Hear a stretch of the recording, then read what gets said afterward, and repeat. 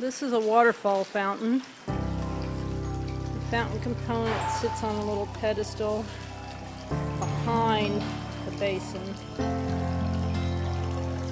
Copper tubing pumps from the pump, which sits under these two leaves, goes up to the top of the fountain component and obviously falls into the basin.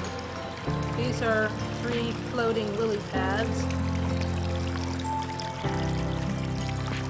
So how they float, that's an extra purchase on that. They're $90 for a set of 3. It's concrete skimmed on concrete.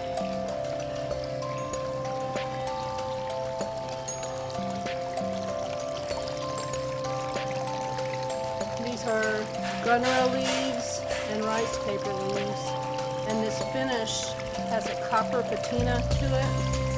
I added mica powders to the sealer to give it that shimmer, and in the sunlight it's